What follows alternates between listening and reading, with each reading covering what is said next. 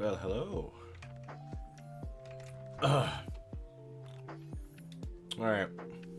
So, over the course of the last few days, and by that I mean like 2 weeks, people might be wondering where I was.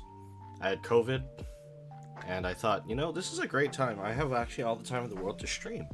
But something I didn't think about with COVID is the exhaustion and the severe energy drain. So when I thought I was going to be streaming, I instead laid in bed or sat at my desk and kind of vegetated. So I didn't stream week 2 games. It was very unfortunate, and I was very sad about it. And last week, I was playing a lot of catch-up on things, be it personal, or, other projects or whatever, and work. Good lord, work was brutal. But turns out that's what happens when you have, a long holiday and stuff like that.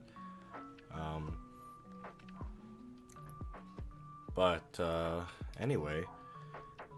I figured today's a good day if any, just to bang out a stream, and then we'll do another one tomorrow probably, unless I get distracted painting miniatures for Age of Sigmar, which is very likely. We will have this game. So the plan today, and tomorrow, most likely, is we're going to recap games, but instead of doing the normal way where we would watch every single game, because I've been behind, I don't think it's really feasible to catch up very quickly. We're instead going to just kind of spotlight a few games, I think, for each player, or at least I'm going to try to pick out a game or two per person or per match or whatever, and then I'll just do kind of a summary, a recap that way. And I'm gonna try to pick ones that I thought were kind of interesting or have interesting end scores, because some of the final placings, there are some pretty interesting wins, for each week. So I think it'll be at least kind of fun to spotlight some of those games that I thought were really cool or really creative. And then we can kind of go over those for people to look at and enjoy. I'm going to switch over in just a second here. I'm just trying to look through. Oh, whatever. Here we go. I'm trying to think here, what is a fun game to start us off on? Because I'm kind of going to go by the win-loss records. Let's see. Which game? I think we'll just go for this first one here, and we're going to kind of work our way down a little bit. So I'll do this game here, I think, to spotlight maybe Fennec. And we'll talk a little bit about maybe Milk Tea Boba's game as well. I think this one is a little bit more intriguing, so let's see if I can find it. A lot of replays.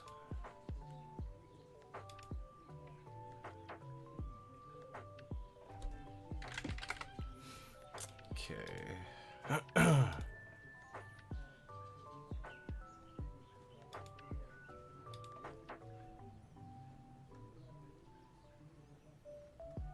Is a week 2 game as well.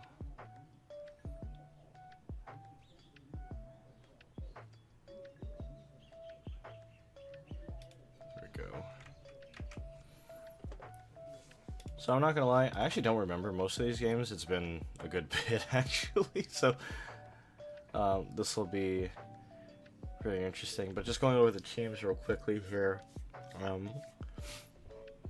think Brown Sugar Woe is actually bringing kind of interesting team comp, and it's pretty aggressive, I would say. Torterra is maybe the kind of the odd one out on the team, at least in my opinion. Caesar is kind of just an all-star for all eternity. Volcarona is very threatening if it's allowed to set up. Landorus Therian, I think he's kind of been varying up his builds, but I think he's mostly favored fairly fast offensive Landorus. Gudra I think is a good anchor with this team as well, being just really bulky and giving that immunity to water moves as well is really convenient, especially when you have it paired with Landorus. And then of course Sneasler. This is just pretty good. I think best sets are either Unburden or Poison Touch, depending on how you want to play it. But compared to I think Fennec's entire draft, Sneasler kind of just outpaces it naturally. So you may actually be able to. You may not need the Unburden unless you're like really afraid of like a Scarfer or something. But there's a lot of cool things you can do with this thing. Maybe another game we'll touch on tomorrow will be maybe one where we see a Sneasler Spotlight get used really creatively. But for Fennec's team, it's got I think actually a pretty decent core here. Cinderace, Landorus, and Carnot. So actually the Lando mirror match in a way is kind of funny. Milotic and even like the Earthworms. This is actually pretty decent. There's a lot of bulk, a lot of offense. Mimikyu, I think, into this particular setup from Boba looks pretty rough.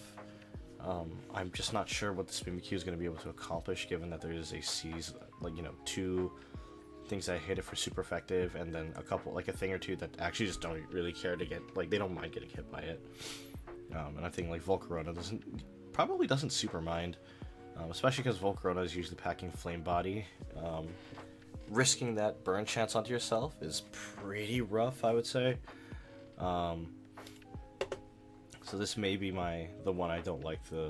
I'm not super fond of this. But there's still some cool things I think it can be done with it.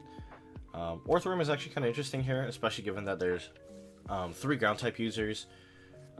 Earth Eater, Orthworm kind of goes crazy if you can predict properly, like Earth Powers or Earthquakes.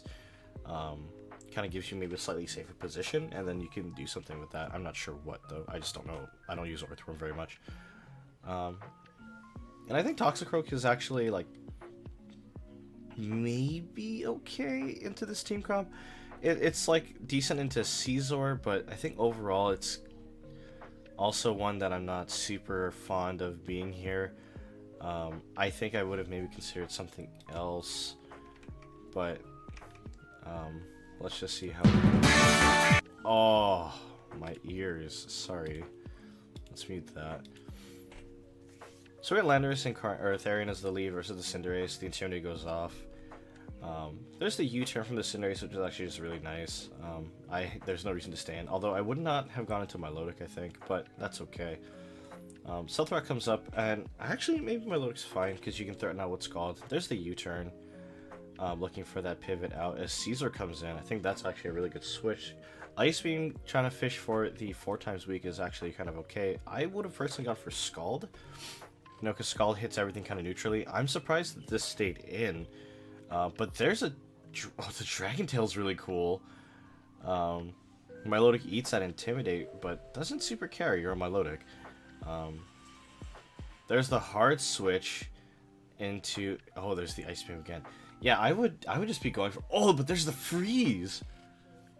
Oh, yo, freeze scam, go crazy. There's the Volcarona. There's the Ice Beam again. I would just be clicking Scald. Scald's the freest thing into a lot of these mons.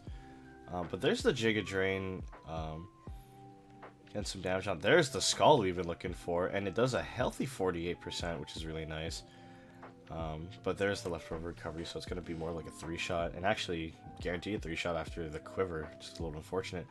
There's the second one, not going to be able to fish for the burn because it is a fire type, unfortunately, but the Scald damage is still pretty effective. Giga Drain comes out, does 52%, there's the heal backup. It doesn't KO, obviously, but another Scald for another 30. Looking kind of rough here, and I don't think you really want to be losing Milotic this early, but I guess there it goes. I think switching it to Toxicroak may have been a better option, because Toxicroak Doesn't super mind the Giga Drain. I think you're 2 times or 4 times resistant. And then you're unless you're dry skin, you're like kind of okay if it goes for like something else, like maybe like Hurricane's the scariest thing. Or potentially if you're dry skin, getting hit by the fire move probably just means you die. Which, yeah, okay, that's kind of a problem. But if you're already feeling out like the Giga Drains were getting clicked because you had my low deck, I think you could use that as an opportunity to look for a safe switch. Orthworm or Toxic Rogue I think maybe is the best one. Potentially even Cinderace because you outspeed. And then you can maybe get some damage down. I'm not sure what the Cinderace could do in this situation, but that, that's just an example. Here we see the Landorus Incarnate comes out actually. Takes a little bit of that Stealth Rock damage, it's like kind of whatever. Fire Dance does come out, does a lot of damage, but the Landorus actually lives, and there's the Rock Slide picking up the KO, which is kind of huge. Although, now we're in a tricky spot. This Landorus being really injured is actually really dangerous, and here comes a Sneasler. This thing outspeeds everything in the pool, but it goes for the Swords Dance. I would have fished for the guaranteed KO, but there's the Sash. Oh, I see. I think this is... Oh no, wait. I don't remember if Unburden shows. This might be Unburdened Sneasler, actually, with Focus Sash, which is super, super, super cool. Picking up KO after KO here. It's 2 down. Here comes the Orthworm. This may be all she wrote, actually. I don't remember if it is. I think there could have been an opportunity to bring in Mimikyu, but knowing the Shadow Claw and the Dire Claw, are things on it. On this Sneasler, maybe it's a fair shot to not do it, but at the same time, I think you could have preserved the Orthworm because Sneasler's trying to go for either Shadow Claw or reversals.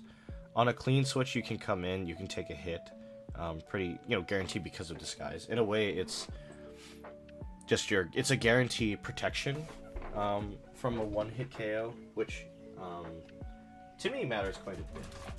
So that would have been something I would have looked at, and could be a room, spot for improvement, I think.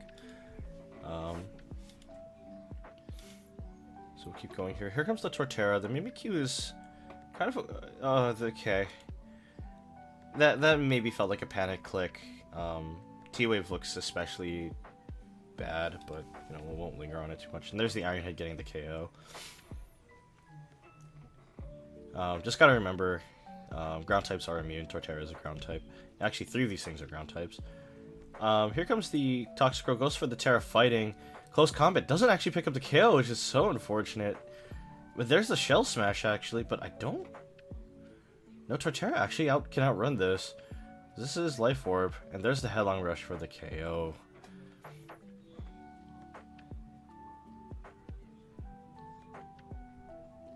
And the GGs are called. I think, for Fennec, I think, I don't remember how long these turns were, but maybe double checking stuff might be good. I always say, like, if you're, not sure, or if you start getting kind of, the nerves start to get to you, always, like, take your time. There's no rush on these games. There really is no reason to rush, This is a casual league. We want to make sure people are, having a good time. And if you start kind of getting the nerves, getting a little, getting the shakes or whatever,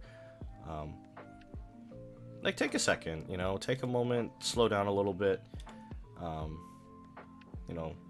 feel, and just kind of make sure you're getting back down into a good headspace, because I can tell you from personal experience, even last season, I had to get in where my nerves got to me, and I hard through. It was very bad, but it's okay. And another thing too is if you start to notice the patterns from your opponent, like if they've been clicking the same move 2, maybe 3 times, maybe consider switching. Prime example I think in this game was when the Volcarona had set up a Quiver Dance and then started going for Gigas. You can kind of think, oh, okay, so he's gonna click Giga Drain again because he's expecting me to stay. I'm gonna then switch into like Orthworm or something else to maybe more comfortably take that hit, and then possibly threaten.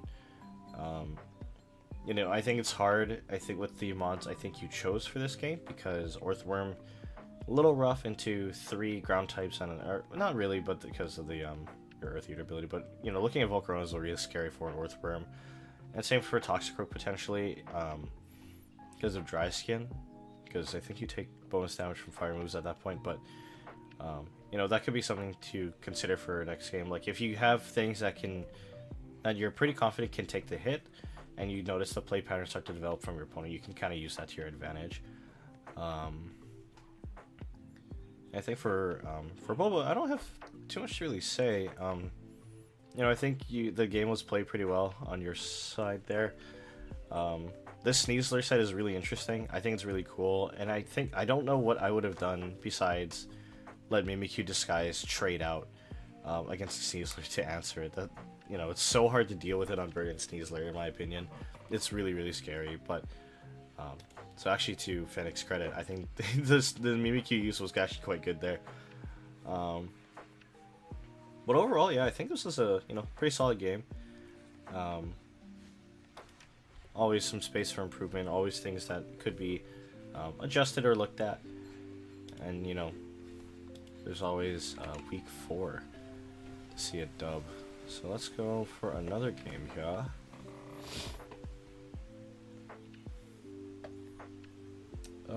I think we can kind of spotlight this one here from week 3. So we'll make it a Clear River game, and I know this one is Clear River versus Big Kieran. Let me see if I can find it. Hold on one moment. There it is. And as I remembered to hit mute on the sounds and set speed to slow, I'll be right back. Give me just a moment, guys.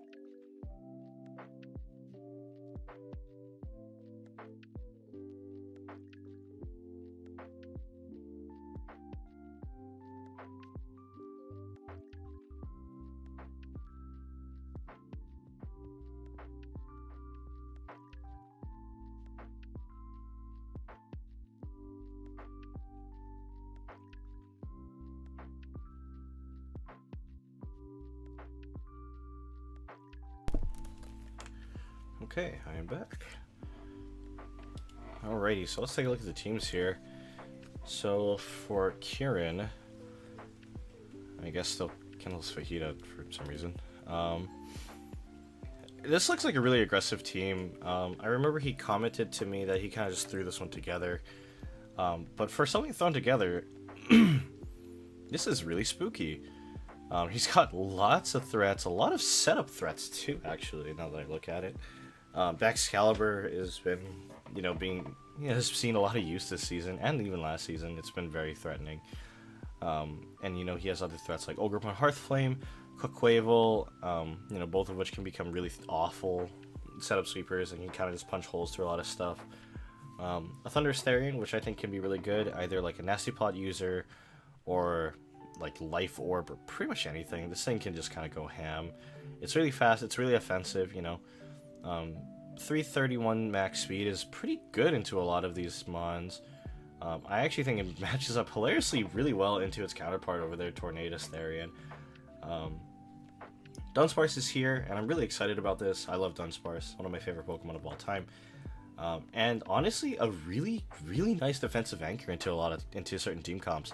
And I think potentially this into Clear River's team, this is actually like a good anchor for for Kieran. And then, of course, there's a Gliscor. We all kind of know what Gliscor does. It sits there, it hits toxic, it protects itself, gets toxic, and then is really hard to deal with. So for Clear River, looking at his team, we got Rotom Heat, which I actually think is really nice. Pairs pretty well with the Palafin. There's the Go-Goat again.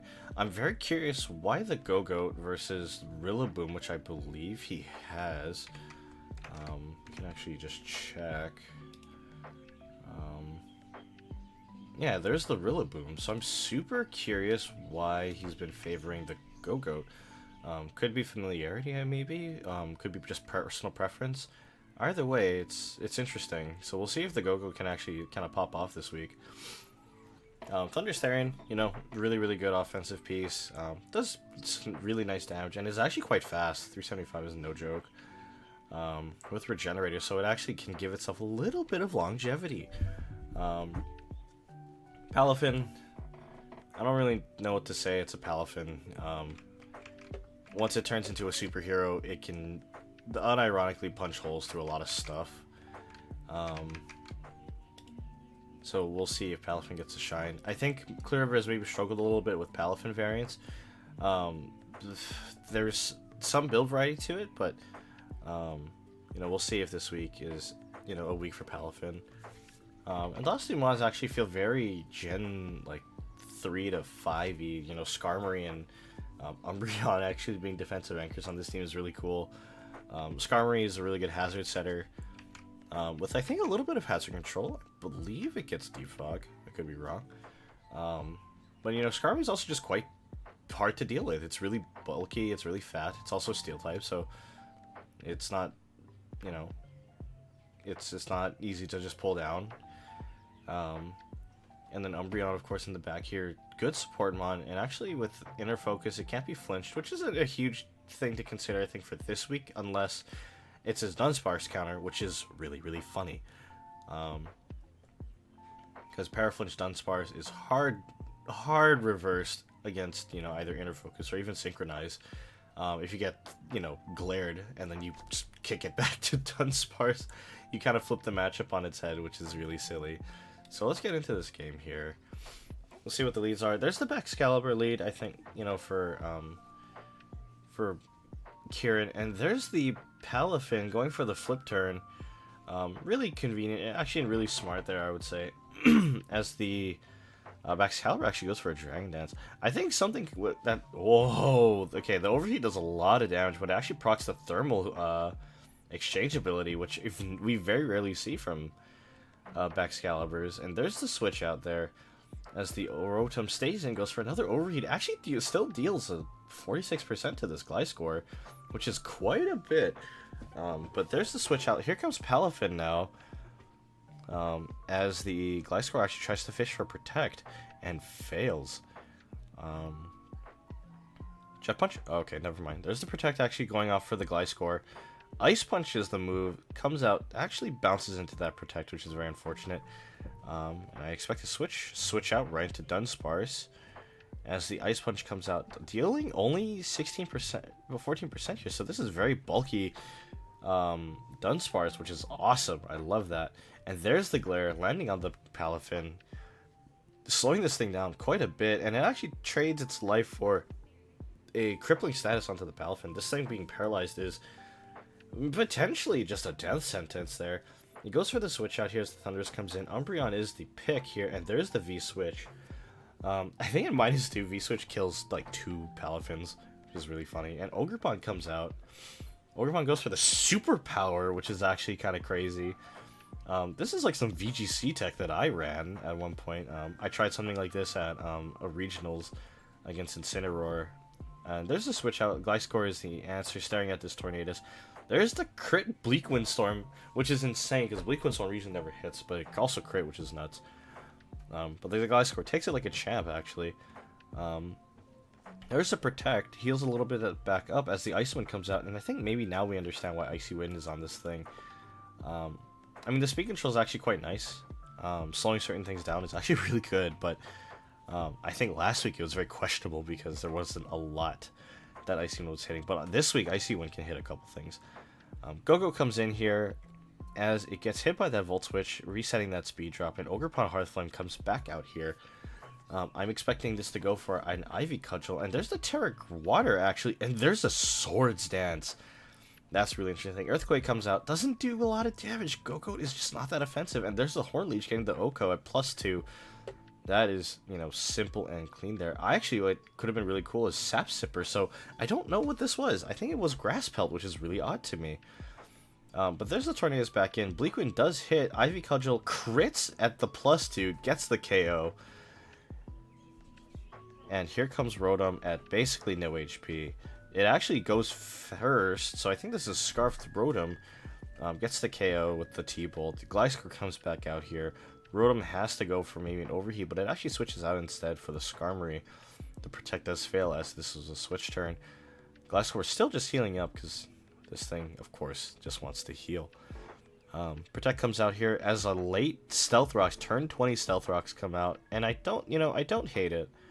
But there's the reverse rocks. And there's a Whirlwind, actually, from the Skarmory as Quaquaval comes out. And there's an Ice Spinner, not doing very much damage. I think, actually, Aqua Step would have been a better choice. At least that stab. And there's a Thundurus getting dragged in here. And I think this may just be it. But there's a... Oh, what the hell? Sure, Volt Switch just crits. Gets the KO, and Quaquaval comes back out here, and I think Quaquaval knows it can kind of get away with whatever it wants at this point. It can just Aqua Step here, and, it's going to already outspeed. Ice Punch, I don't think is the right move here. Possibly if this has, like, Wave Crash or Jet Punch, I would rather be clicking those. There's the Paralyze, so I don't know if we ever get to see that last move. Unless this is no para? It does have Wave Crash. Okay, so Wave Crash I think would have been better. I mean, you die a little bit faster, but, you pressure this out a bit more, and the Rotom comes in on the rocks and loses its life. So I think, this is a much closer game for Clear River, who's, I think, had it a little bit rough for the first half of the season, the first couple of weeks. But I do kind of see where their head's at, actually. This team feels pretty good to me. I think just some minor adjustments to maybe the play patterns would actually make a lot of a difference. I think the Scarfed offensive Rotom is actually really cool. We don't get to see too much, offensive Rotom heats. I'm so used to it being the defensive little toaster, so this version is actually really cool to see. I'm not big on the Go-Goat. I see where your head's at with the Terra Water, but I don't. Make sure you're Sap Sipper, my guy. But yeah, it is cool tech. But I think if you wanted an offensive grass type or something, Rillaboom is the better choice out of your draft. Rillaboom is just so beefy. It hits really hard. Sets grassy terrain for some recovery, either on itself or even for like its teammates. It actually pairs really well with Palafin in that respect, because you can give it that grassy terrain for that extra little boost of healing, which is really convenient. I actually do really like your Tornadus. I still think Icy Wind is bad, but I see where your head's at with it. At least for this week, it actually looks okay. Knowing that the Gliscor is there, hitting an Icy Wind on Gliscor will do a lot. I don't think it kills ever, but you at least do like 50 to 60% or something, I would assume, in that ballpark, if this is not specially defensive Gliscor. And even into Tornadus, it actually dealt a pretty healthy chunk too, I think. Where do we see it? Yeah, 36 is not bad into the Torn. That's fairly respectable. You guarantee the speed drop, and then you can go for like a KO with something else. I think as far as Palafin's concerned, I would look at it again, because there is an argument to be made that you could drop a move, I think, for just Jet Punch. I talk about it a lot with people, and I just think I am of the strong opinion that Jet Punch is just the best move to have on Palafin. It's priority. It's coming off of a base 160 attack stat. It's already base 60 power, which is actually decent. As far as priority moves are concerned, most of them range in, I think it averaged like 50 power, and that's factoring in things like Sucker Punch and Extreme Speed. But those are already given out to so few things. So, Quick Attack, Iron, Mach Punch, Bullet Punch, a lot of those are only base 40. So Jet Punch being base 60 looks good. And having a good priority move, I think, would improve your games quite a bit, I would say. Because looking at the rest of this team, I don't think anything gets priority, really. So having that option, at least a thing you could click, might be really nice for you. But I do understand where your head's at. I think maybe just you could use some of the tools that we have available. I think maybe especially the speed tracker could be good, or like the type weakness chart. But I think this construction is actually quite good. It's just maybe some minor tweaks. The Palafin with Jet Punch is really good. Please use it. And potentially there could be some weeks where we see Rillaboom come out, just for the grassy terrain, which grassy terrain is just so good. It's really hard not to at least consider it. But so I have high hopes for you for Clear River as we head into week 4 this week, and then the back half of the season after that. But for Kieran, or Kellis Fajita in Showdown, I think this team was controlled quite well for the most part. Forgetting to Terra Dunsparce is a little sad. I wish you did. At least make him feel like he's used. But, this is admittedly a really difficult team to kind of deal with. Ogremon, Hearthflame, Quick Quavel, are a really, really hard to shift Fire, Water, or Grass Core in 2 Pokemon. They both output a lot of pressure. It's not defensive, like, in the slightest, but this team just kind of wails and wails on you, so... I think I also would have struggled quite hard against this kind of a draft.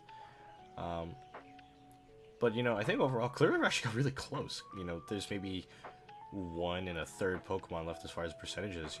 This Gliscor was down to, single digits at one point. And then Quick Quavel and Thundurus are both really low. My boyfriend showed me this game not too long ago, and I've been struggling to learn how to play. I'm terrible. Any advice for new players? That depends. Are you playing like normal Pokemon Showdown, like on the ladder? Something like this, like with the random battler, or is he showing you things like over normal constructed where you build a team using pretty much whatever. Oh, random battles. So random battles is a little difficult, I'm not gonna lie, because by nature it's randomized, so you could be given a team of like random like garbage and you just play the game. But I think if you wanted to learn, like, study Pokemon, that's an option. I find when I was first starting out, I found just kind of playing a few games on my own and just kind of messing around a little bit was pretty helpful, and I admittedly did enjoy it. I am a Pokemon fan, from day 0 basically. But I think just maybe playing out some games, or looking at what certain Pokemon are able to do might be kind of cool to look at. This stream today is more analyzed. I'm mostly doing this for my community because we host a draft league, where players kind of pick and choose their Pokemon, much like a draft, if you do like fantasy football or whatever like that. And then they just construct their teams each week, and then they play their games. So it's a little different, what I'm mostly talking about today, but Pokemon Showdown and Smogon have a lot of information. If you're more of a reader type, you can look at like, oh, what are some Pokemon that I like? You can look at those. But like for random battles, it's just maybe getting familiar with what mostly maybe like the speeds of things or what you can and can't do, whether or not you can take a hit or can't take a hit. But I would honestly just say just play the game. It's just fun. And eventually you start to understand like, oh, this thing can be kind of bulky, and depending on what it's what tools it is coming with, you can start to piece together what it can or can't do. You know, what is it, I guess, preset to do. And if this advice sucks, I do apologize. I don't do a whole lot of random battle content, although it might be something that I look at in the future because random bats are kind of fun. But yeah.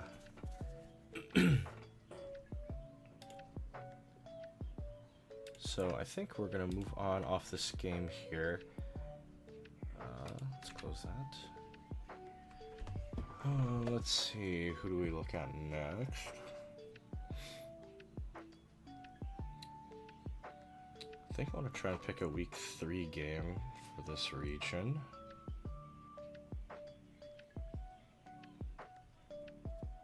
So I want to get a couple of each, ideally. I appreciate it. You are very welcome. I'm happy to help out.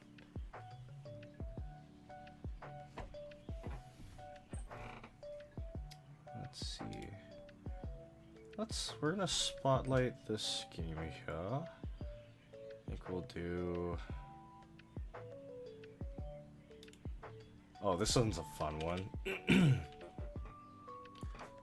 We'll do this one. This is Hakurai versus Hachi Airi. I remember watching this game and I thought it was really funny. So, of the two teams, I know exactly what one of them is doing, and it's already odd. That's Hakurai's team. It's very funky, but he's bringing a Vulpix, so it's already going to be weird. So we'll just go over the teams here. So for Hakurai's team, he's bringing some really interesting picks, and I think some picks that I believe are actually pretty good answers into a number of these mons. There is the Alolan Vulpix on this team, which I'm assuming is to support the Great Tusk and the Raging Bolt with its Drought ability. I remember the moveset on this was like 3 different suicide moves, and like a Focus Sash. Oh, and Pain Split, that was the other move. So it's kind of cool actually in that respect, because you know, it's got ways to pass off to its teammates, and it also can stall out a little bit with with the Pain Split, and then with Focus Sash it can guarantee live at least 1 hit. Potentially Pain Split its way all the way back up, and then make way for a teammate.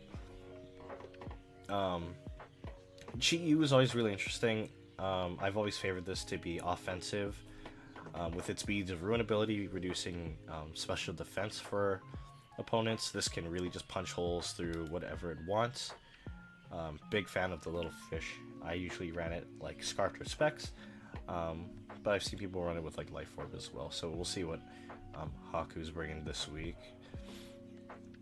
The Alolan Muck is also kind of interesting here. It does look really good into the 2 grass types here, actually. Neither Breloom or Appletun really enjoy having to fight Muck, and that's mostly because of the typing. Being a Poison Dark type with really good defensive stats makes this a very unfavorable matchup, and I think especially for Appletun, because Muck is often very specially defensive, and with an Assault Vest, Appletun will do basically 0 damage. Mew here is kind of a wild card, mostly because of Mew's ability to run a lot of sets. It can learn almost any move in the game. I mean, way back in the day, it did learn every move in the game, so it'll be really interesting to see what this does. And then the last 2 mons are Great Tusk, just a good spinner because it's an elephant and spins in a circle, I guess. And it can output a lot of pressure offensively with its pretty monstrous attack stat and HP, so it actually doesn't even die either, and it's decently fast. And then Raging Bolt is also going to enjoy the sun. It's a really good special attacker, and actually has access to the move Thunderclap, which is really cool and may prove useful against Corviknight, and there are also 2 dragons, so this thing could actually get some damage done against Garchomp and Appleton. And looking at Hachiari's team, there is, as I mentioned, the Corviknight, which has been a bit of an all-star for Hachi, actually. Corviknight's super bulky, super beefy, Iron Defense to bolster its defense, Roost U-turn, for some healing and pivoting, and Body Press pretty much is like a pretty standard stat. And this thing is just gonna sit on people. Appleton is kind of cool. It's not one I would normally bring ever, really. So we'll kind of see what this is meant to do this week. There's the Breloom back out. I think he's here to hopefully get some redemption here. I don't know what it's going to be able to do, unfortunately. This is a rough week for Breloom. There's 2 fire types, a poison type, and a psychic type, so not so certain on the mushroom, but never say never, I suppose. Here's a Quagsire. Quagsire looks really good actually into this team, given that there again are 2 fire types, a poison type, and actually an electric type, so this might actually do a lot of work. Iron Bundle here. This is just the fastest, most offensive piece in Hachi's draft, so it's just here to kill things, and there are 3 things that are just super effective weak to it. And last but not least is this Garchomp, which Garchomp actually has a lot of flexibility. It can be built offensively or defensively, so we'll see which one she's kind of chosen this week. I think she's been favored mostly offensive Chomp, so we shall find out what it is meant to do. So let's go this, turn off that, and then we'll get into it. So here are the leads. We got the Vulpix setting up the Sun versus the Iron Bundle. Iron Bundle does look a little awkward here, but there's actually a Flip Turn getting a healthy chunk of damage, 40% off of a Sun damage cut, which is really nice. And there's a Pain Split hitting the Quagsire. I'm surprised that there wasn't no immediate switch out, which is a bit odd to me, but that's okay. Here's the switch, though. As the Quagsire actually goes for the Toxic, it does land on the Muck, so this is actually a really good switch. I wasn't even expecting the Toxic to come out. I was expecting Earthquake. Here's Corviknight. And it's soaking a Giga Drain? Okay. I guess Giga Drain is meant for the Quagsire. It might 2-shot, maybe. But here's a Mew. There's a Body Press. 12%'s like okay. It's like kind of whatever. And there's the Leftovers. Then there's actually the Calm Mind off the Mew. And there's a U-turn getting a nice healthy chunk. 28% is really quite good. As Quagsire does come back out here, my little guy is too stupid to notice things. And there's actually the switch out for Haku there. But actually Quagsire hitting with the Haze. It's actually kind of cool. Trying to take away those stat changes, which is really, really good. Not what I would have expected, and I think that's actually quite smart. There's a knockoff there, getting rid of those leftovers off the Corviknight, which I thought was kind of unfortunate, but now that I think about it, it's actually really good, because now future knockoffs are going to do basically nothing. There's the U-turn on the Mew to switch out, bring in the Garchomp.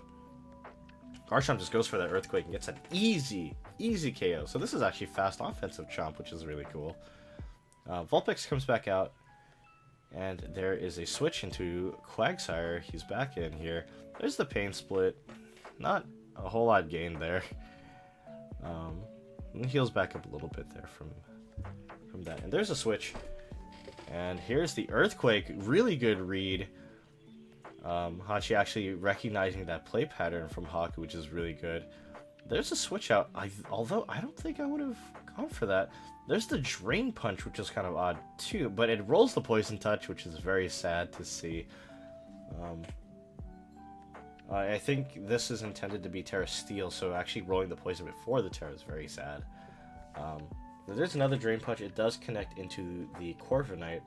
Now this is kind of awkward because Haku has stalled out a lot of his own Sun turns. There's a Body Press into the Raging Bull dealing 20%, which is pretty decent. There's the Quag Switch, expecting the electric attack like a T-Bolt, but there's a Dragon Pulse actually nailing Quagsire for 41%, which is a lot. There's a second one coming in for another 40, but there's the Recover Our little guy does not care. He's healing himself all the way back up. There's another deep pulse. You can actually just recover again. And there it is. And with Lefty's recovery, back up to 95. And this second recover, or third recover actually will bring you all the way back to the top. And actually, there's an earthquake, which is kind of cool. I would actually recover here, but there's a switch. Recover? Oh, there's the earthquake. Okay, that's kind of cool. Letting that leftovers recovery put in the work here. And there's the Iron Bundle switch. A little risky into the Great Tusk, and it knocks off actually the choice specs. Which actually might be okay. I think it's better to preserve the leftovers on Quagsire. There's the flip turn off the Muck back into Corviknight, knowing that this Muck has 0 answer for the Corv. And what does Corv do here? Hits Body Press, chunks down that Vulpix. Vulpix actually going for the Pain Split here, which is not great because it just dies to this Body Press because the first one dealt 69%. Nice. Hell yeah.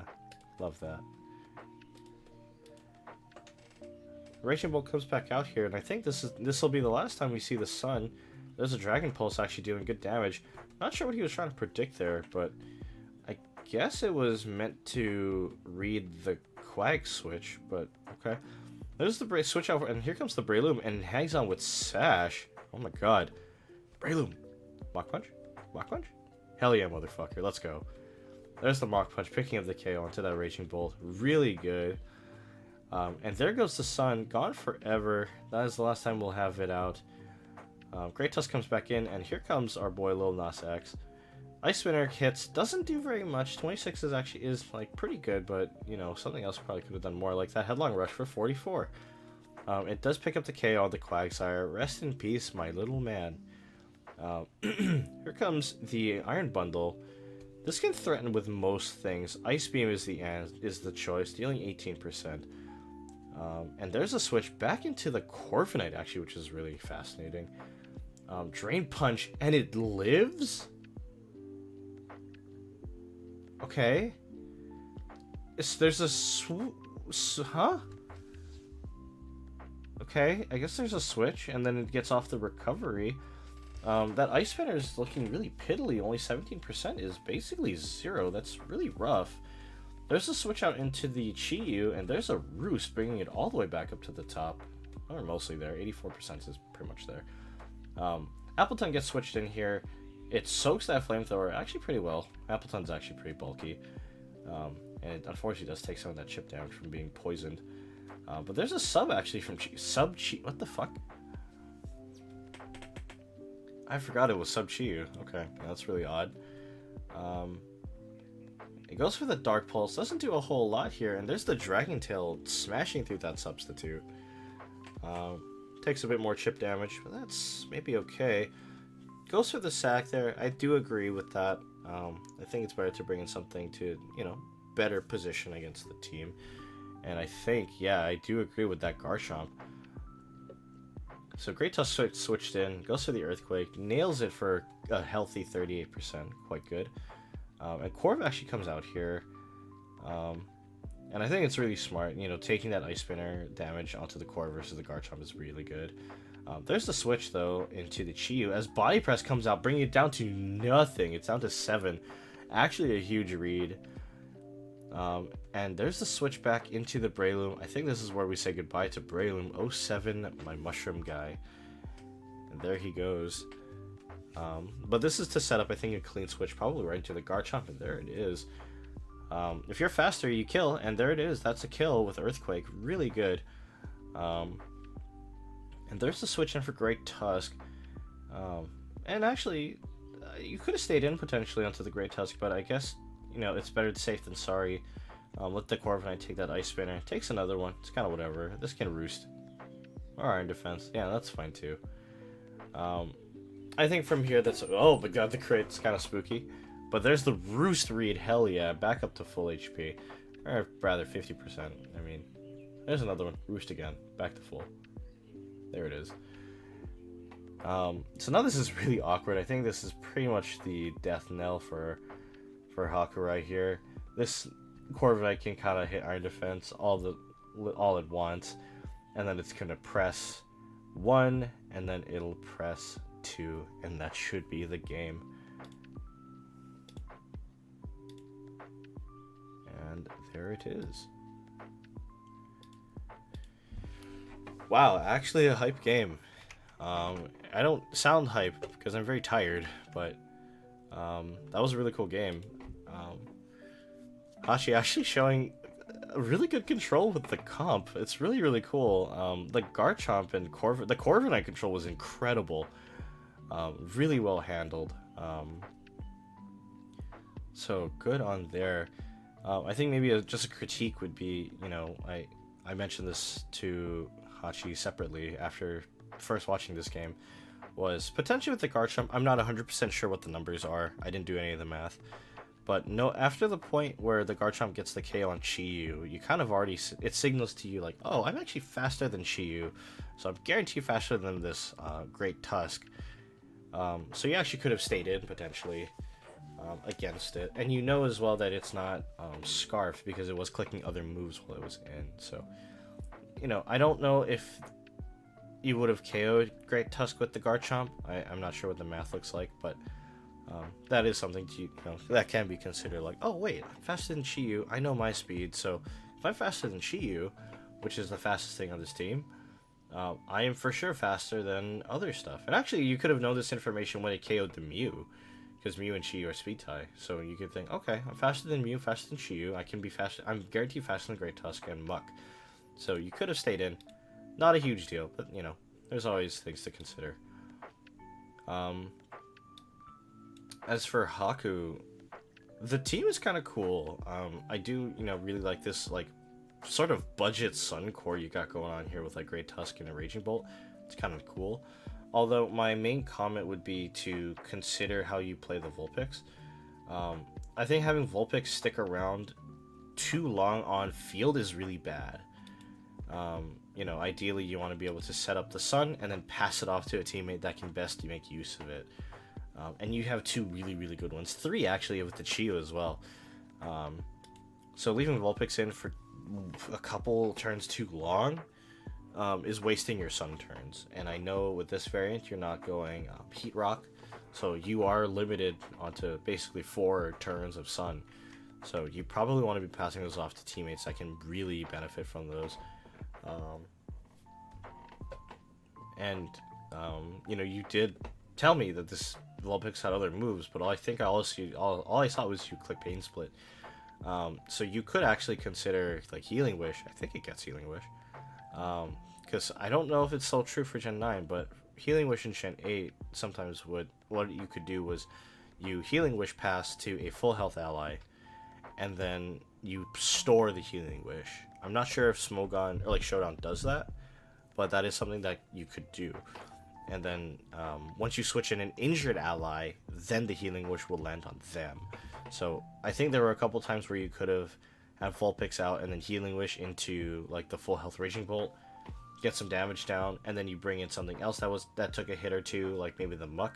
Then the Healing Wish would land on the Muck, healing it back up. So, you know, that's maybe some cool tech to look at for next time. But yeah, no, I think this game was actually pretty good. It was actually fairly close, I would say. Iron Bundle was pretty close to dead, and this Corviknight realistically should have been dead. Because living at 1 against the Drain Punch from Muck was brutal. That was rough. So potentially another thing too for Haku is maybe looking at speed, or either player could have also set hazards, but that's a little bit more optional. That's not a huge deal. But yeah, that one was a fun one. And I am getting word that there might be a game being played live. I kind of want to see if that's going on. We'll get a head start on the commentary here. Hello there. Never mind. This game is over. Huh? What? Wait. What? Hold on. I'm so confused. I will watch this game later.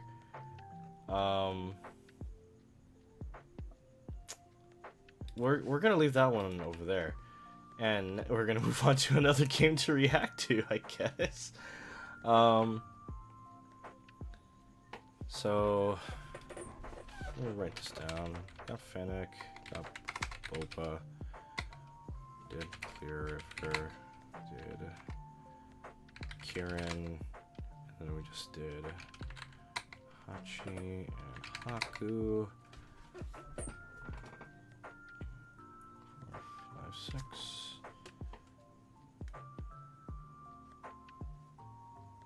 So we'll do. We have a few more, I think, maybe 4.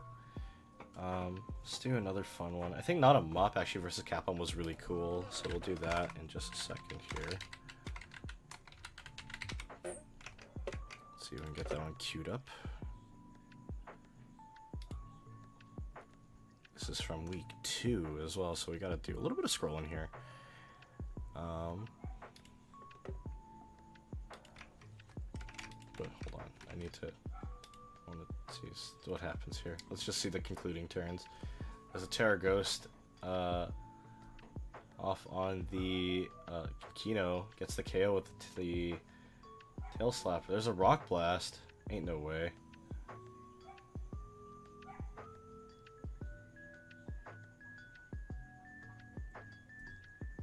Ain't no way this Kinkino reverse sweeps.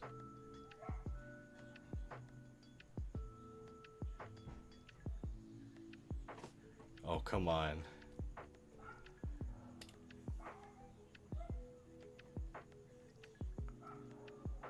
Oh my god, it's so fucking fast. And it hits the tail slap.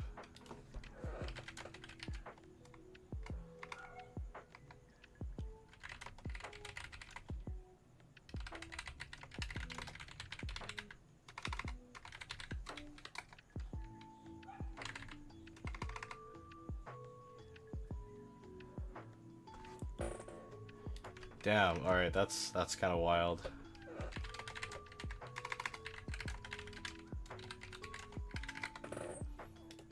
Alright, well, that's a fun one to look at later. But for now, let's look at this one.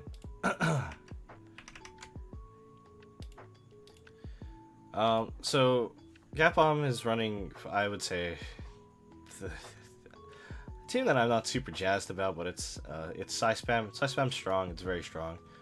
And this team is anchored really nicely with Amoonguss and Volcanion defensive for other coverage. With Deoxys, everything just hits really hard, and a bunch of it hits really fast. And there's a Ditto with Imposter, I think. And Not a Mop is running a really cool variant of his own team, and it's sort of the one I like a lot. With the very, very obvious Sun Core of Gouging Fire, Walking Wake, and Torkoal, and then it kind of flexes in the Leafeon for grass coverage. But there's also a Honchkrow, which he's been favoring quite a bit here. The Honchkrow especially is able to rock out with the with Comeuppance, which is really, really cool. Never knew that was tech, and now I do, and it's awesome. And then there's also this Galarian Slowking being a defensive anchor here, so let's see how this one goes. We saw the result. It was a 2-0, I think, in Capcom's favor, but I don't remember if it was a close one, so we'll see. There's the Deoxys defense or speed versus the Leafeon, and this Leafeon goes right for the Terra. Terra Dark it sets rocks and eats the knockoff, but based on how interactions work with items, it actually lives. There's Ditto. Where the fuck? Where was the imposter? Whatever, it's funny. And there is the Sun from the Leafeon, which is a bit interesting. And it actually absorbs the sleep off the Amoonguss, which is really, really strong. And here comes the Torkoal and coming in on the rocks. And there's a Rain Dance actually off the Deoxys, and it trades its life for the Rain Dance as well, as Torkoal gets rid of those stinky rocks. Really opening up the kind of the way for, I think, this team here. And there's the Iron Valiant. It goes for a Swords Dance, which is a little spooky. There's the rocks of his own here from the Torkoal. But what do you do here? There's the Encore, actually, kind of locking it in. Now he's stuck hitting the Stealth Rock, so I think Capcom actually is looking for another Swords here, but there's a switch into the Sleeping Leafeon? Okay, I'm not sure what that's supposed to do here. I guess die. Okay. Kind of loses the Leafeon, I think, for basically no reason, but you stall out the rain, and there's the biggest bird here. There's the Spirit Break. There's the Focus Sash. Who cares about their -1 comeuppance? A gunshot. Let's go. That's hype. That's so cool. And the Moxie boost too at the end is really funny. He truly is the biggest bird. And there's the Sucker Punch. Failing because of the Spore. I think, yeah, actually trading that Leafeon out is a little awkward. I would have maybe held on to it, at least to hold off on the Spore, you know, kind of hold it hostage. And there's the Espathra switch in front of this Torkoal, as it, you know, they both kind of double switch there. There's the secondary switch right into the Volcanion as the Walking Wake actually comes out. Just actually kind of interesting. Walking Wake struggles to actually hit this, but there's the switch into the Slowking. I don't know why this sped up a lot. Why is it so... Okay. There's an Eerie Spell, and there's a Foul Play, kind of chipping each other down a little bit here. But I think I kind of understand what Capcom is trying to do here. He's trying to look for the clean switch into Espathra in front of the Slowking, because he knows the Slowking can't really do a lot to the Espathra. So now the Espathra is in, and it's maybe a little too late, but there's a switch into the Walking Way, gets the booster speed, but the sun's going to fade in a couple turns, and Capcom can stall this. There's a Calm Mind, and the speed boost, and the heal from leftovers.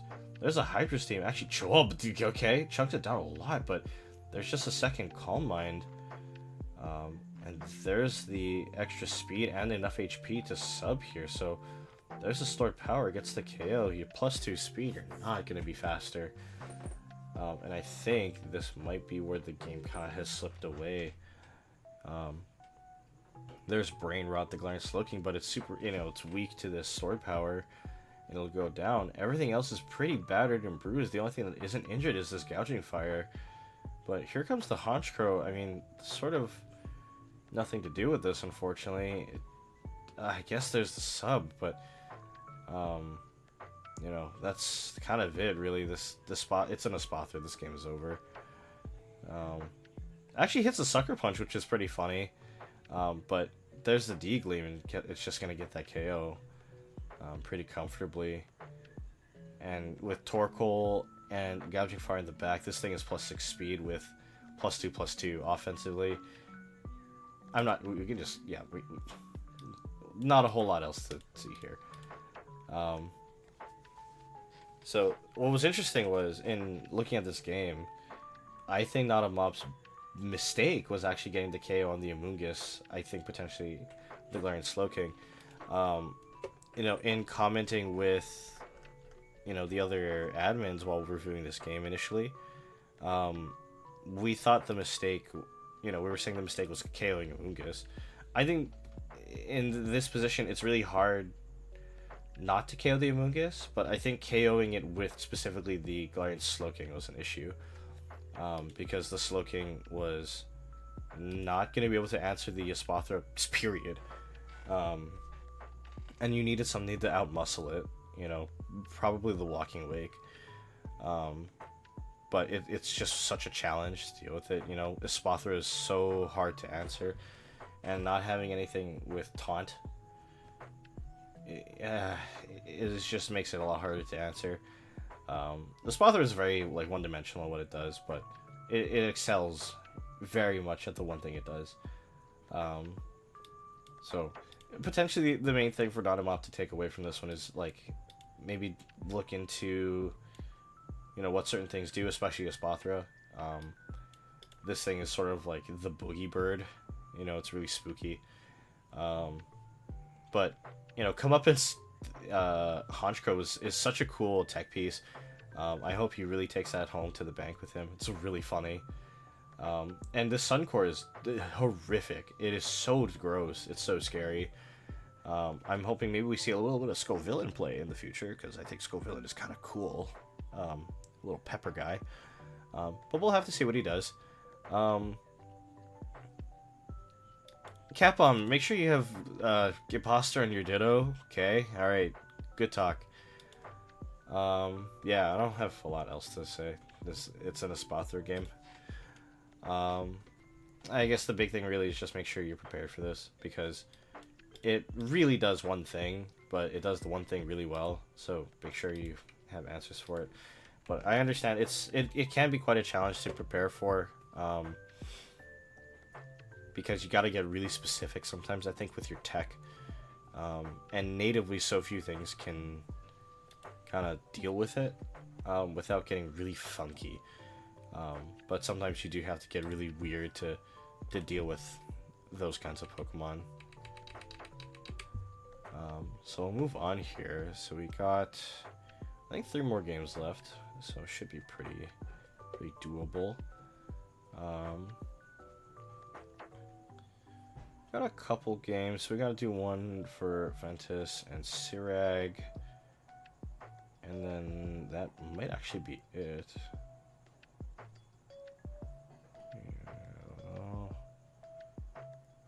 6, 7, 8. Oh no, we're missing another pair. Who am I missing? Fuck. Am I stupid? Manic, Boba, Clear River, Kieran. Oh, I guess Nook and someone else. Wait, who the fuck else am I missing? Am I stupid? Oh, Sriracha. Okay, yeah. Wait.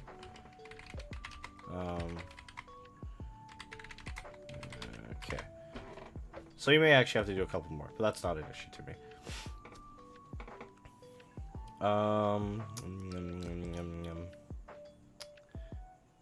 Let's see.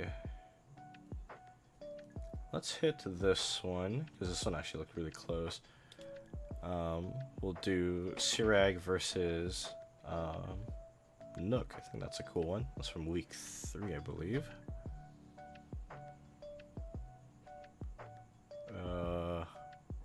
Where the fuck is it? Oh, there. Okay. Alrighty, so this game is actually kind of cool because we got a couple players who are, you know, a little bit newer to competitive Pokemon, although I think Nook has less of an excuse because he played last season. But both of these players are rocking really scary drafts. They're really powerful. You know, looking at Sirag's team, he's packing Kyurem, which I think was a recent pickup for him actually for week 3. Or maybe not. I think he had it. Maybe I'm bad at this. I don't know. Anyway, there's a Kyurem. And it's, you know, it's kind of rocking itself out with the Goldango, Primarina, Kingambit, Sableye, Ogerpon, Wellspring.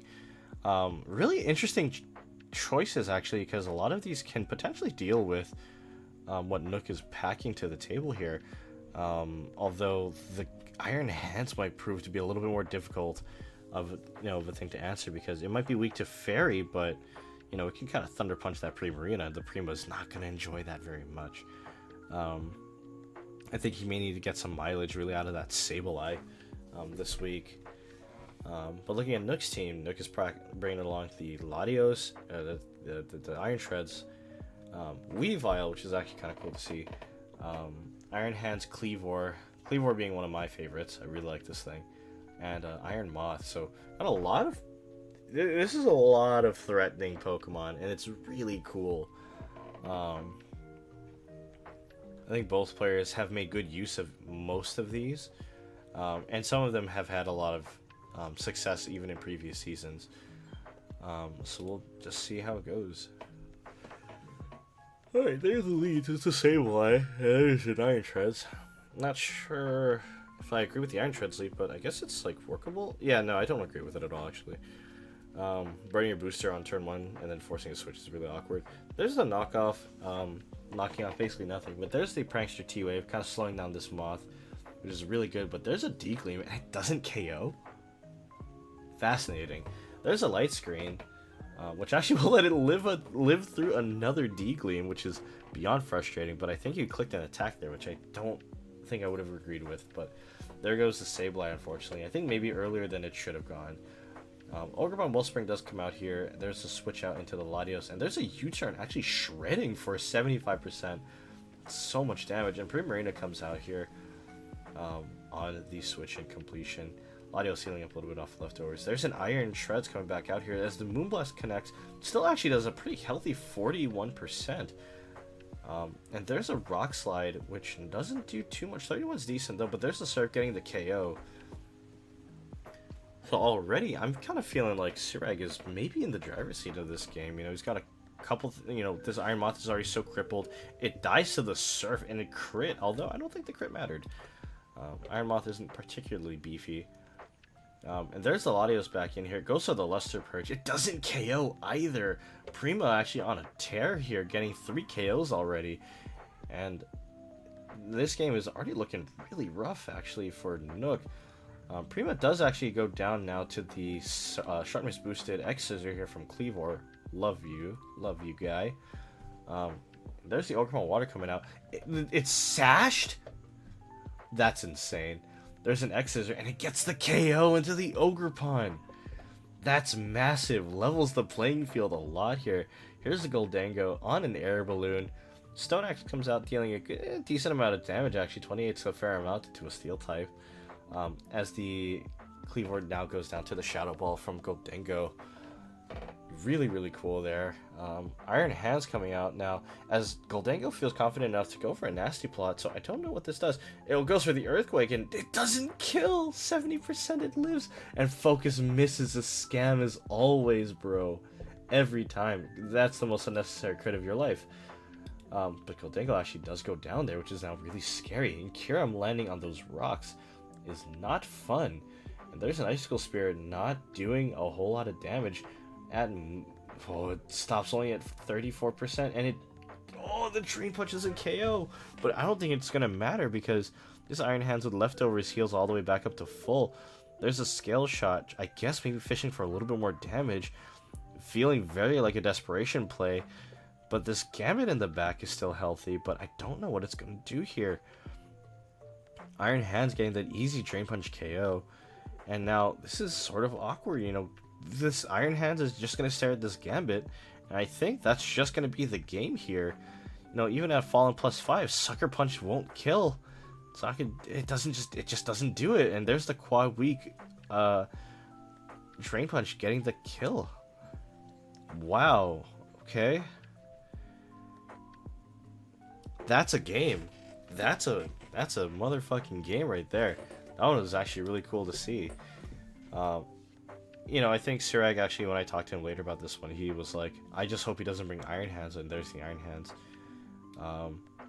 So my thing, I guess, for Sirag really is, sometimes you got, as much as it is good sometimes to not over-prepare for things that you think aren't coming, I think given the draft pool, I think there was some expectation for Iron Hands to come out.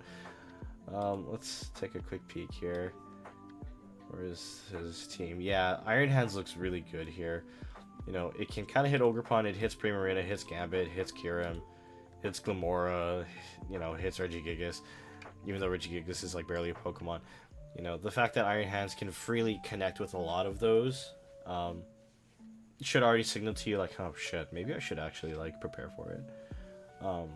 Because you are like, okay, Iron Hands looks really good into me. Yikes, that's a problem. So maybe having, an answer for that would have been good. Hell, actually even having Goldango with, I think it gets Psychic. Might have been good.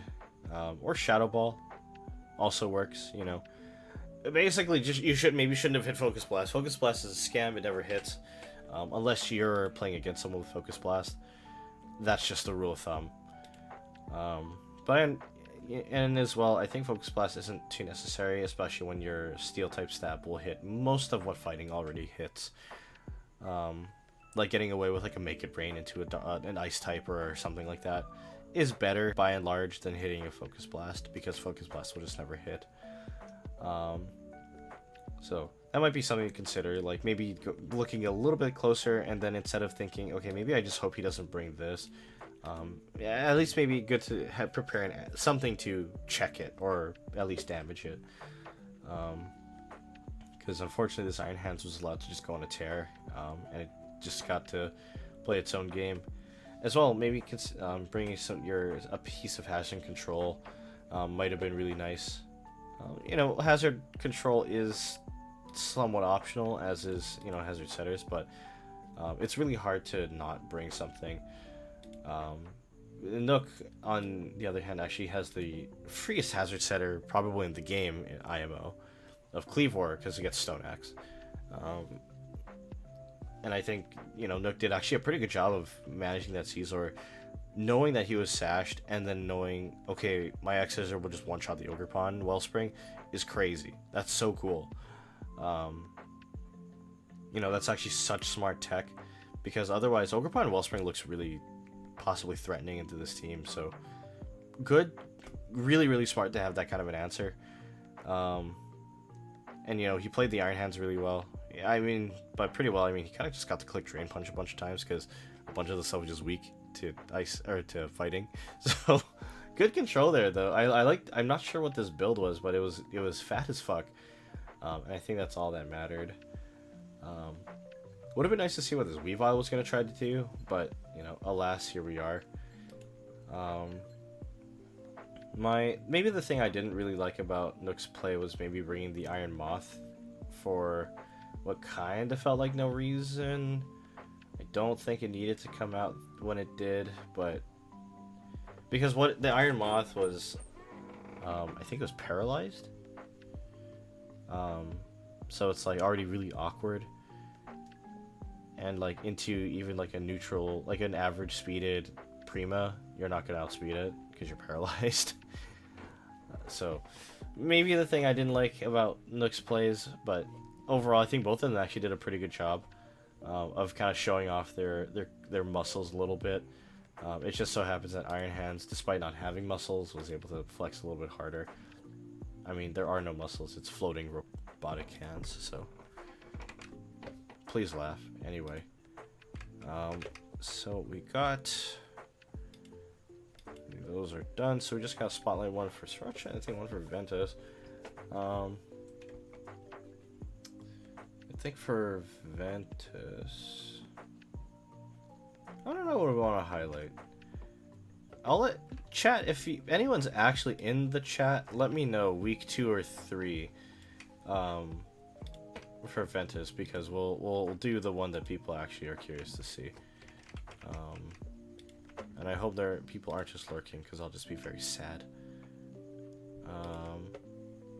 In the meantime, I'm gonna pull up a different game. We'll pull up one of Sriracha's games. Let's see which one we want to do here.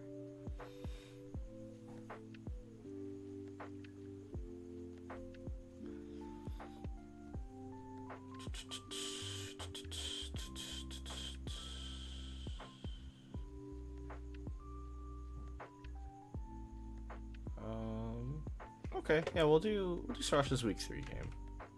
That's kind of cool. This one was, what the fuck is it? Oh, there it is. Alright, this one was kind of cool, because we get to see one of my little favorite guys in this Petrarant. Love this guy. So Not a Mop is bringing a very similar team to the one he brought last time, except he switched out the Leafeon for Clodsire. But overall, I think this is mostly the same stuff. And then for Sriracha, he's packing Espeon, which I think is still a good choice, but I think he actually traded it away later. Got Espeon, Noivern, Meowscarada being maybe one of the best things in his draft, but there's also a Darkrai, so I don't know, maybe this is the second best. Flygon, Darkrai, and Petrarant. So really interesting kind of double dragon, double dark kind of a team comp here. It's a bit strange to me, but it's kind of cool. It's pretty offensive, and it's anchored by, I don't know if this is defensive Espeon or not, but it could be offensive. But this Petrarant, seems like a good anchor. So we'll just set that to muted and we'll play. Here we go. There's the Wake lead. It's staring down the Darkrai as Draco Meteor comes out and actually doesn't even get the KO, which is really odd. And there's a Dark Pulse not getting the KO either, and there's a Hydro Steam actually killing the Darkrai on turn 2. Really brutal spot to be in. Torkoal now comes out as the Masquerada came in. Masquerada actually going Protean Bug and getting that little bit of extra damage, but that's actually a... Wait, huh? That was an eject button Torkoal, forcing the manual switch out here into the Petron. The Petron actually takes that really well as it goes for Malignant Chain, but that's a Clodsire. It's going to take 0 damage. And actually, he double switches right back into Walking Wake as there's a Parting Shot off the Petron. And here comes a Flygon, which is really odd, but okay. A lot of switching here now from Nautomop, and I don't really like that. The Flygon gets the Earthquake down, and there's the Terra Fairy Terra Blast into the biggest bird, and actually almost gets the KO, so this comeuppance is not going to be a thing here. And the Terra Blast actually gets the kill. Now this is really scary because a lot of... we're going to slow it down here. A lot of the mods here are super battered and bruised. But there's the Flamethrower into the Petron. There's the switch right back into Clodsire, expecting maybe the Poison move. But there's a Recover. There's a Parting Shot. I'm actually really liking the Parting Shot kind of support Petron build. It's really, really cool. And there's actually a Poison Jab, and it rolls the Poison onto this Espeon, which is brutal. It means it's not long for this world, but there's a switch out into the Masquerada. There's a... into the Slowking, which is kind of odd. And there's a double switch into the Torkoal to reset the Sun. There's a knockoff, actually. Nailing the Torkoal for 27%. Not getting an item off because it was an eject button. Maybe, I'm not sure if you forgot, but I think that's a reasonable switch, though. There's a late game Stealth Rocks here. And there's a switch into Glance Slowking, reading the move. And there's a Malignant Chain, yeah. So I think it was a good switch for Nautomop here. I'm actually not sure who's in the lead here. It's kind of a back and forth, but there's the Parting Shot back into Espeon. Wait a minute. Oh, it's not Magic Bounce. Okay, that's unfortunate. Or, well, my bad. It's not Magic. It's something else. Anyway. And there's a Rain Dance, actually. Manual Rain to get rid of the Sun. As the Sludge Wave comes out, dealing a healthy amount of damage. Getting the KO. Oh, and there's the Noivern. Wait, it's Frisk? What the fuck? Why? Alright, whatever. There's a Defog getting rid of the hazards. As the Sludge Wave comes out, not getting the KO there. It is -1 because of that Parting Shot. And it's... interestingly, it's -1 Evasion, making things like Draco Meteor easier to hit. And Slowking is just clicking the Sludge Waves into this Noivern, but it's not getting a lot of headway. But there's a switch out to reset the Sun to overtake that Rain. And a Boom Burst comes out, actually nailing a lot of damage. And there's a Throat Spray buff. That's huge. There's a second one, and there's the KO on the Torkoal. So this is the last time we'll have Sun up for Nautomop's entire game here. There's the Walking Wake. It is speed, so it's really quick. Draco comes out, nails the KO. Very nice, very nice. So it's still really tense. You know, there's... oh, the Flygon actually is Terra Fairy, I forgot. And then here comes a Flamethrower, getting a 32% down, which is good. And there's the crit KO with an Earthquake off the Flygon. This is still a game. There's the Gouging Fire in the Sun, but it's only for a turn, so he's got to make it work. An Earthquake comes in and nails it for 76. And there's the Heat Crash with the Sun Boost and the Protosynth attack, and it gets the KO on this now Fairy-type Flygon. And heals a little bit off with that Leftovers. Here comes the Masquerada, switching right back into the Galarian Slowking. There's a knockoff. Terra Dark. Oh, what the fuck? He does get the KO. Okay. So there's just this Gouging Fire and the Clodsire left in the back, but this is maybe banded damage. But it gets that KO because that Gouging Fire was holding an item, and all that's left is this Clodsire. And there's the switch to Petron. The Poison Jab comes out. That's a fair amount of damage, not amazing. And by that I mean it's 3 and it got healed off by Leftovers. There's a Hex actually getting a little bit of damage off. Earthquake comes out. Actually hits the Petron for a lot, 34 is quite a bit. There's the Hex again into an Earthquake. A little spooky here, actually. There's a world where this Clodsire can kind of solo his way out. But there's a Recover for the Petron. Oh, excuse me. And the Clodsire actually is stalling, or is getting stalled out a bit here. It's only got so many Earthquakes to use, and there's a parting shot for the Petron. That's what I've been waiting for. And here comes the Meowscarada. Poison Jab comes out, actually nails it for 37. It's actually quite a lot there. Leftovers heals itself all the way back up. There's a triple axle. 1. No. Okay, Poison Jab does, 21, brings it down to 16. Okay. Alright. That was actually really, really tight. That was really scary. Wow. If that other triple axle did not roll all of the hits it needed, that was actually going to be a loss for Sriracha. So really, really tight. I think both of them played it really, really well. I think that endgame was really, really disgustingly tight, and the fact that I think both of them were really able to navigate that endgame was really nice. It was really cool. I think something for Not a Mop for this game at least. I think he actually hurt himself a lot by over switching. Pokemon has, you gotta sometimes consider your tempo with your positioning, and of course you don't want things to take hits, but sometimes it might be better to just sack off Pokemon that may not be doing a whole lot for you, or taking the hit and trying to go for maybe some damage or some status effects. That could have been really useful. There was a moment in the mid game where Nautomops just switched like 4 times in a row, and that really hurt him because he lost a lot of tempo and a lot of positioning. And it really gave Sriracha a little bit more control. Maybe not the full driver's seat, but he had his hand more on the wheel than Nautomop, I think, at those points. So that might be something for Nautomop to really consider. Because, let's see. Because killing off the Darkrai really early was really great, but there's just switch after switch after switch in this early game. You don't give yourself a lot of opportunity to try and get damage down. I'm looking at like this turn here, potentially maybe sacking the Slowking could have been good. I'm not sure I would have brought in the Biggest Bird here. Holding it, knowing this has potentially just the come up in Sash variant, I would have tried to hold it to KO something else. But I'm not sure what, but it's probably something else.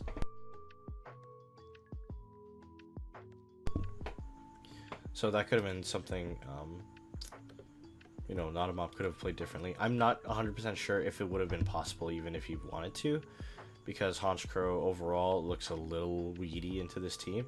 Like it kind of only stares at the Espeon, and you can't take a hit from Meowscarada because the thing it's going to hit you with is triple axle. That's a 3-hit move. You can't exactly sash that because it's a multi-attack move.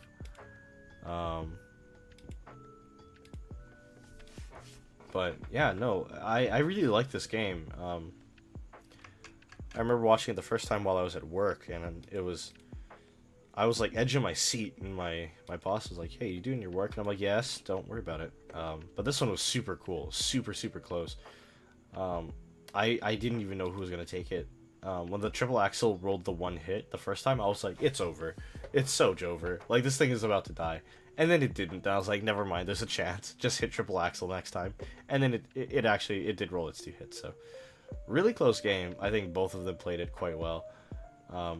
Potentially just some minor tweaks to be addressed, but not a whole lot that's worth saying today, at least on for now. I just enjoyed watching that one. That was just really cool. And we'll look at one more here. There's kind of two games that Vince played and that were like fairly interesting. One of them he lost horrifically, and then the other was like kind of like a normal win. And I don't know which one to react to. Both are kind of silly. And by silly, I mean one was a 6-0. So we'll not watch that one. We'll save it for later and for clipping and making fun of him. So we'll just do this one, I guess, to kind of wrap it up here. This is another one for Sirag, so I guess in a way you get kind of double attention. Sure. So Sirag's bringing a somewhat similar team to his week 3. He's got Kiram, he's got Sableye, Goldango. But here comes the Snorlax. The Glimora is here as well. I think it's pretty good. And then the Galarian Articuno. And Galarian Articuno was his all-star in week 1. This thing got set up and just kind of swept the table.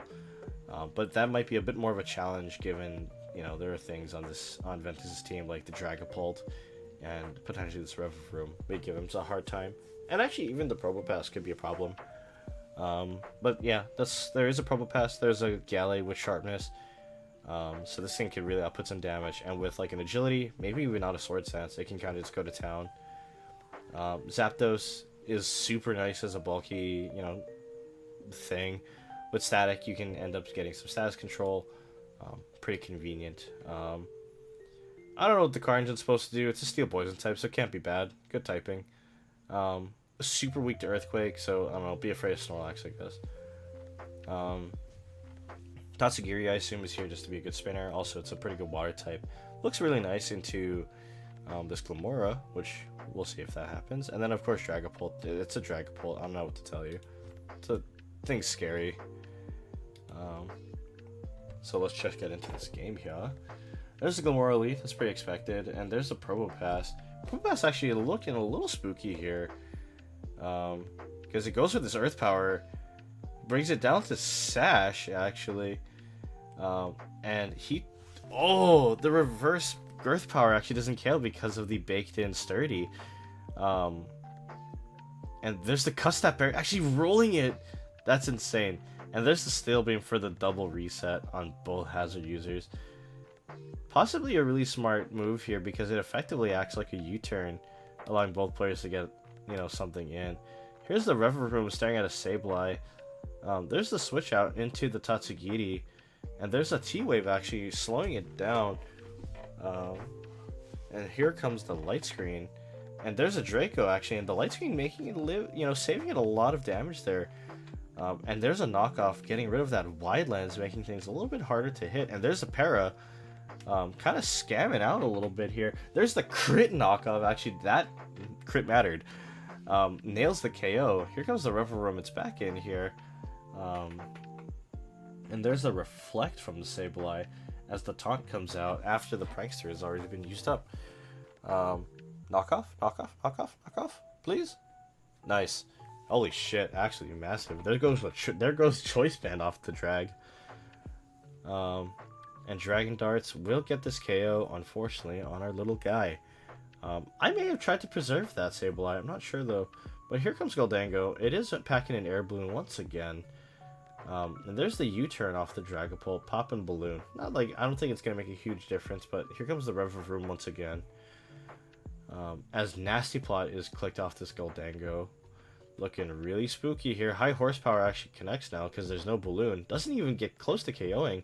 And there's the Focus Connect, getting the kill on the Revavroom very cleanly. Here comes Dragapult back in it. Really low here, but he's just getting some chip, I think, onto this Goldango with the U-turn spam. Zapdos does come out here, and Shadow Ball is the move, nailing Zapdos for 82, dropping that special defense. But I think Zapdos is maybe just faster. It actually gets the KO crit with Volt Switch. Really scary there, actually, now. And here comes the Gallade. I don't actually know what you do here. And Snorlax comes in. Gallade just goes for the agility. And I think that might just do it. Body Press connects. Doesn't do a whole lot. You know, 21% is not much. There's the Sega Sword. Gets the KO. This is sharpness boosted. This is like an 80 power move with a 1.5. It's like 120. with Stab. This will just kill whatever it wants. Night Slash comes out, gets the KO on Articuno. And I'm pretty sure Sacred Sword will just one-shot the Securum through rocks. Yeah, that's a lot. 24% on entry is brutal, and there's the Sacred Sword to kill it. That crit was unnecessary, but there it is. Galley really kind of showing itself off once again. Really disgusting Mon once it's kind of allowed to set up, but you know, it does take a moment to put it into position, so really well done there. I'm not gonna harp on Sirag too much. I think maybe this team was, you know, not having the answer for the Galley is a little unfortunate. It was played in such a way that, you know, there was a lot of things that did go down early. And I actually don't know on this set of 6. I'm not sure what deals with this once it's established. It's bonus to speed. It's really hard to answer. But that early game was really, really scary. You know, it was really tight. And, you know, realistically, you got really close. A lot of these are super battered and really bruised up. So, overall, honestly, I would feel pretty good about this one.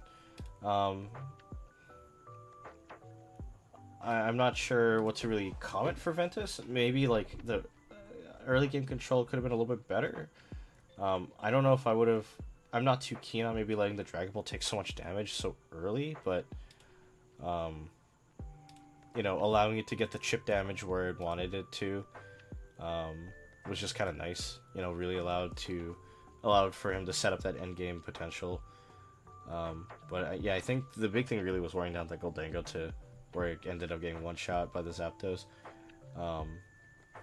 Maybe it's something else been there. Maybe the Snorlax might have been a little bit different, but you know, it's hard to say for certain. But yeah, I think that's gonna do it for me here. I think I got everybody from Unova. And with that, I'm actually going to be ending the stream in just a second here because I want to do other stuff with my evening. So everybody in the chat, thank you so much for hanging out with me tonight. I do really appreciate it. I'm going to be doing Kalos game spotlights for weeks 2 and 3. When I get to it. Yeah, it'll just be tomorrow at some point, no worries. And we'll do something similar like we did today. I'll try to highlight a few games for each person, you know, at least one per. For some games that I think were kind of cool or really fun to watch. And looking at scores, I think we're going to see a lot of week 3. A lot of those games were really cool. But yeah. Keep your eyes out for those. Those will be going live at some point tomorrow.